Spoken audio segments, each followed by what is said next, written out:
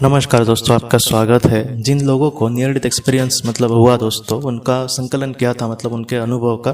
तो उसमें से एक लड़के ने अपने अनुभव इस तरीके से कहे हैं कि एक बार क्या हुआ था कि वो नदी में अपने दोस्तों के साथ तैरने गया था और उसके बाद कुछ ऐसी बातें हुई दोस्तों कि वो नीचे ही डूबने लगा और उसको उस वक्त बचाने वाला भी कोई नहीं था। ऐसे किस्से इस तरीके से होते हैं जैसे कुछ लोग क्या होता है कि उनके कुछ दोस्त तैर रहे तो वो आगे जाते हैं, उनको लगता है कि वो आराम से तैर कर आ जाएंगे, यहाँ पर इतना डीप है तो बाद में थोड़ा सा ही डीप होगा वगैरह, लेकिन बाद में बहुत ही ज़्यादा गहराई अगर हुई तो वो अपने आप को पूरी तरीके से फंसा हुआ पाते हैं। और इस तरीके से हमारे देश में भी बहुत लोगों की जान जाती है दोस्तों।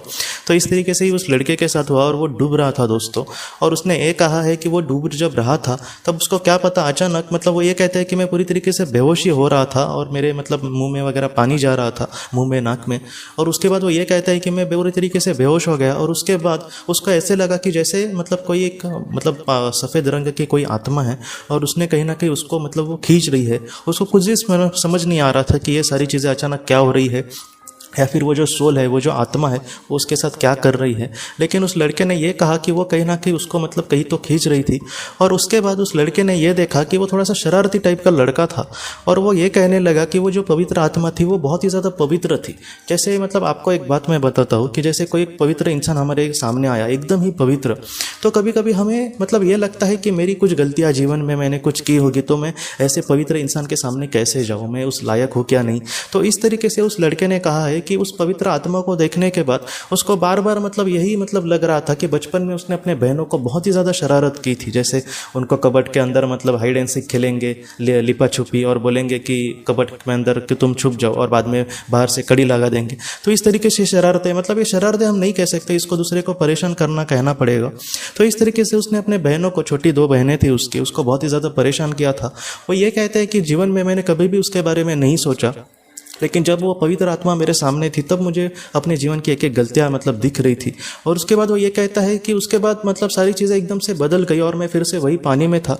लेकिन जब उसने देखा तब गहराई कम थी, उस पवित्र आत्मा ने कहीं ना कहीं उसको उस वहाँ से, उस जगह से इस जगह पे खींचकर उसको लाया था ताकि वो बच सके। कहीं ना कहीं उसने उसकी जान बचाई थी। और वो लड़का बाद में कुछ भी समझ नहीं पाया कि ये सारी चीज़ें आखिर उसके साथ क्या हुई।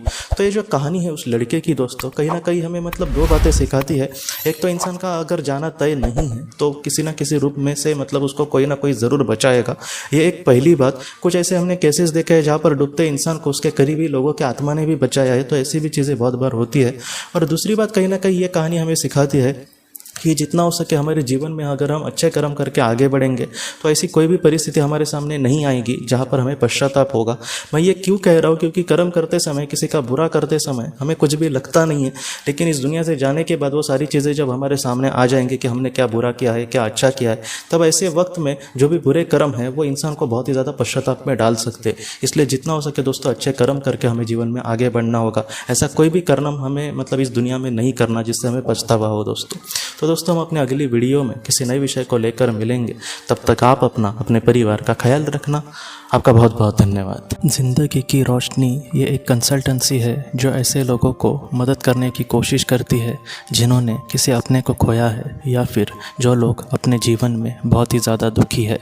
जो लोग इस संस्था के साथ जुड़ेंगे उन्हें पास्ट लाइफ रिग्रेशन के ऑडियो, ध्यान करने के लिए 5 ऑडियो, 10 ऑडियो बुक्स और उसके साथ साथ PDF किताबें, ऐसी किताबें जो मोबाइल या फिर लैपटॉप या फिर कंप्यूटर पर आप पढ़ सकते हैं।